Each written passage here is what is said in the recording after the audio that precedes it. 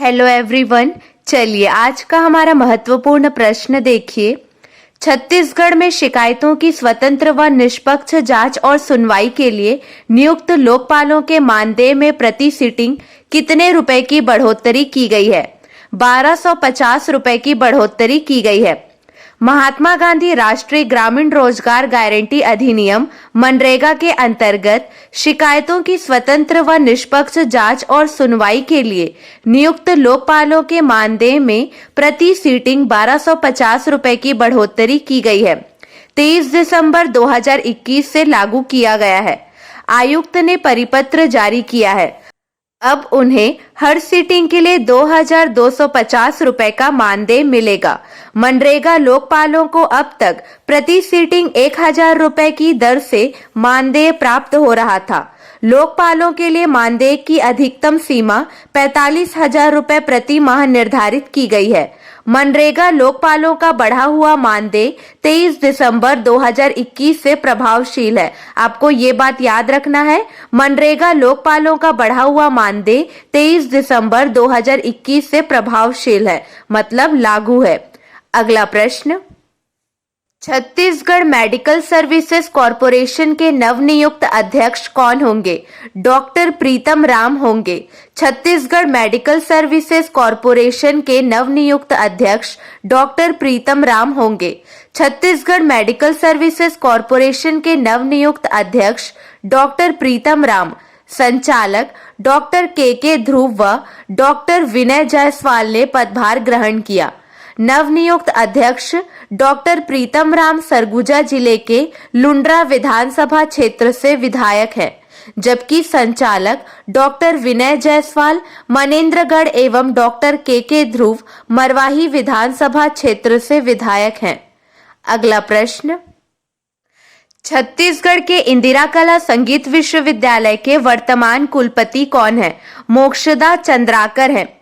छत्तीसगढ़ की राज्यपाल ने मोक्षदा चंद्राकर बोले या ममता चंद्राकर, दोनों सेम है। मोक्षदा चंद्राकर को इंदिरा कला संगीत विश्वविद्यालय खैरागढ़ का कुलपति नियुक्त किया गया है।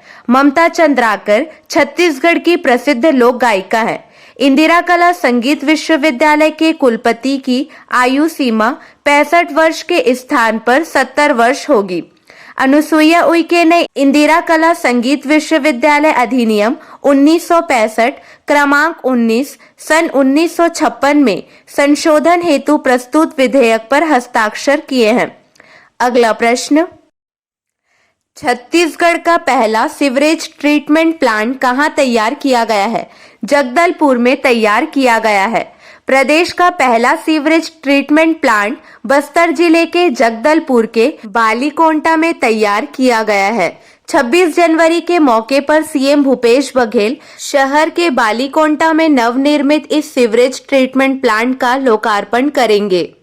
जगदलपुर शहर के दलपत सागर में जाने वाले लगभग 70% और इंद्रावती नदी में जाने वाले लगभग 30% गंदे पानी की समस्या से निजात मिल जाएगी। अगला प्रश्न देखिए, देश के टॉप बेस्ट परफॉर्मिंग सीएम की लिस्ट में भूपेश बघेल ने कौन से नंबर पर अपनी जगह बनाई है? 8वें नंबर पर जगह बनाई है। छत्तीसगढ़ के सीएम भूपेश बघेल ने राष्ट्रीय राजनीति में अपनी अलग जगह बनाई है। देश के टॉप बेस्ट परफॉर्मिंग सीएम की लिस्ट में भूपेश बघेल ने 8वें नंबर पर अपनी जगह बनाई है। छत्तीसगढ़ में 51.4% लोगों ने भूपेश बघेल के विकास कार्यों पर संतुष्टि जताई है।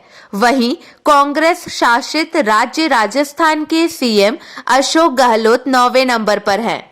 देश के टॉप परफॉर्मिंग सीएम की लिस्ट में सबसे पहले पायदान पर ओडिशा के सीएम नवीन पटनायक हैं।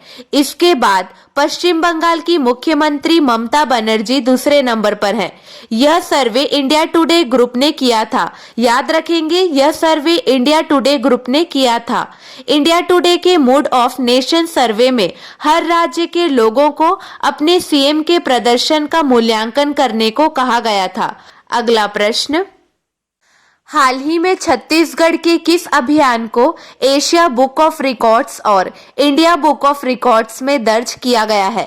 देखिए, पुलिस का सड़क सुरक्षा और यातायात जागरूकता अभियान को एशिया बुक ऑफ रिकॉर्ड्स और इंडिया बुक ऑफ रिकॉर्ड्स में दर्ज किया गया है। एशिया बुक ऑफ रिकॉर्ड्स और इंडिया बुक ऑफ रिकॉर्ड्स में रायपुर पुलिस का सड़क सुरक्षा और यातायात जागरूकता अभियान दर्ज किया गया है। सुनो रायपुर थीम पर 26 दिसंबर 2021 से 1 जनवरी 2022 तक सप्ताह भर आयोजित किया गया।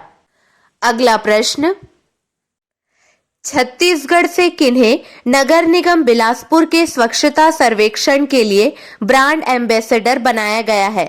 अभिनेता अखिलेश पांडे को ब्रांड एम्बेसडर बनाया गया है। ध्यान दीजिए, नगर पालिका निगम के द्वारा स्वच्छता सर्वेक्षण वर्ष 2022 के लिए अभिनेता अखिलेश पांडे को ब्रांड एम्बेसडर बनाया गया है। अगला प्रश्न, किस राज्य में हज समिति गठित कर दी गई है? छत्तीसगढ़ में। छत्तीसगढ़ राज्य में हज समिति गठित कर दी गई है।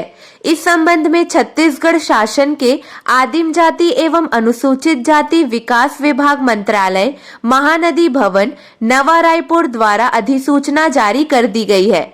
जारी अधिसूचना के अनुसार छत्तीसगढ़ राज्य हज समिति में प्रदेश के परिवहन, आवास एवं पर्यावरण मंत्री श्री मोहम्मद अकबर को सदस्य मनोनीत किया गया है। अगला प्रश्न, छत्तीसगढ़ जांजगीर चांपा की किस पर्वतारोही ने प्राचीन हिमालय के लद्दाख श्रेणी की 6070 मीटर ऊंची बर्फीली यूटी कांगरी चोटी पर चढ़ाई की? ध्यान देंगे, अमिता श्रीवास ने चढ़ाई की। छत्तीसगढ़ के जांजगीर चांपा की पर्वतारोही आंगनबाड़ी कार्यकर्ता अमिता श्रीवास लगातार ऊंचे पर्वत शिखरों को फतह कर रही हैं।